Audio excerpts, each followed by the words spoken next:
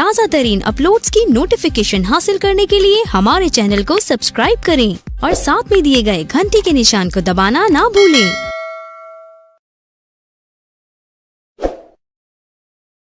श्री कामदा एकादशी महात्मा। चैत्र मास के शुक्ल पक्ष की एकादशी। धर्मराज युधिष्ठिर बोले कि हे भगवान, आपको कोटि कोटि प्रणाम है। मैं आपसे प्रार्थना करता हूँ कि आप कृपया करके चैत्र मास के शुक्ल पक्ष की एकादशी का वर्णन कीजिए। श्री कृष्ण भगवान बोले, हे राजन, आप एक पुरानी कथा सुनिए जिसको गुरु वशिष्ठ जी ने राजा दिलीप से कही थी। राजा दिलीप ने पूछा कि गुरुदेव, चैत्र मास के शुक्ल पक्ष की एकादशी का क्या नाम है, उसमें किस देवता की पूजा होती है तथा उसकी विधि क्या है। सो अब आप कृपा पूर्वक कहिए। महर्षि वशिष्ठ जी बोले, हे राजन, चैत्र मास के शुक्ल पक्ष की एकादशी का नाम कामदा है। यह पापों को नष्ट कर देती है। जैसे अग्नि सूखे काष्ठ को जलाकर नष्ट कर देती है, वैसे ही कामदा एकादशी के पुण्य के प्रभाव से पाप नष्ट हो जाते हैं और पुत्र की प्राप्ति होती है। इसके व्रत से कुयोनि छूट जाती है और अंत में स्वर्ग की प्राप्ति होती है। अब मैं इसका महात्म्य कहता हूँ, ध्यान पूर्वक सुनो। प्राचीन काल में एक भोगीपुर नामक नगर था। वहां पर अनेक ऐश्वर्यों से युक्त पुंडरीक नाम का एक राजा राज्य करता था। वहां अनेकों अप्सरा, गंधर्व, किन्नर आदि वास करते थे। उसी जगह ललिता और ललित नाम के स्त्री पुरुष अत्यंत वैभवशाली घर में निवास करते हुए विहार किया करते थे। वे दोनों एक दूसरे को बहुत प्रेम करते थे और अलग हो जाने पर व्याकुल हो जाते थे। एक समय राजा पुंडरीक गंधर्व सहित सभा में शोभायमान थे। उस जगह ललित गंधर्व भी उनके साथ गाना गा रहा था और उसकी प्रियतमा ललिता उस जगह नहीं थी। इससे वह उनको याद करने के कारण अशुद्ध गाना गाने लगा।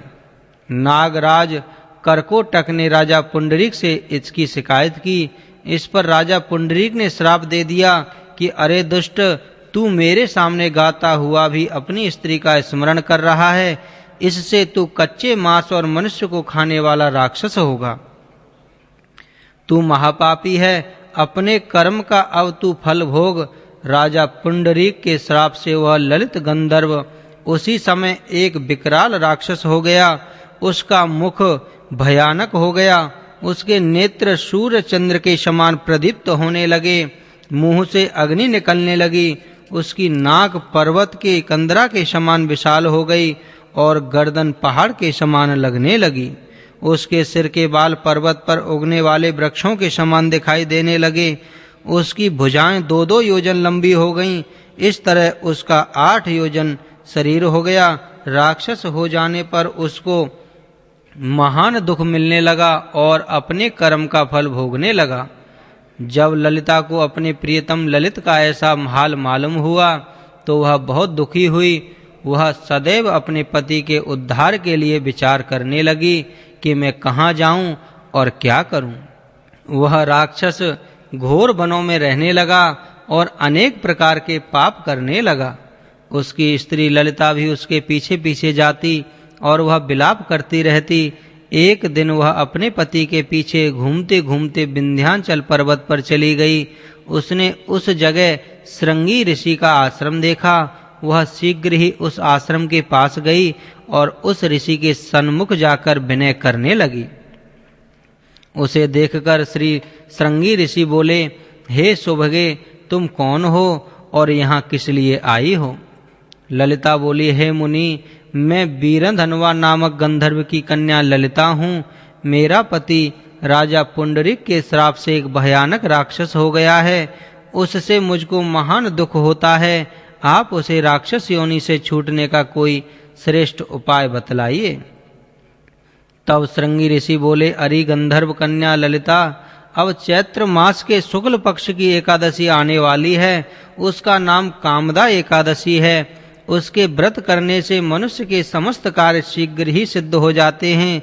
यदि तू उसके व्रत के पुण्य को अपने पति को दे देगी तो वह शीघ्र ही राक्षस योनि से छूट जाएगा और राजा का श्राप शांत हो जाएगा। मुनि के ऐसे वचनों को सुनकर ललिता ने आनंद पूर्वक उसका व्रत किया और द्वादशी के दिन ब्राह्मणों के सामने अपने व्रत का फल अपने पति को दे दिया और भगवान से प्रार्थना करने लगी, हे प्रभु, मैंने जो यह व्रत किया है उसका फल मेरे पति देव को मिले, जिससे उनकी रक्षा हो और राक्षस योनि से शीघ्र ही छूट जाएं। एकादशी का फल देते ही उसका पति राक्षस योनि से छूट गया और अपने पुराने स्वरूप को प्राप्त हुआ।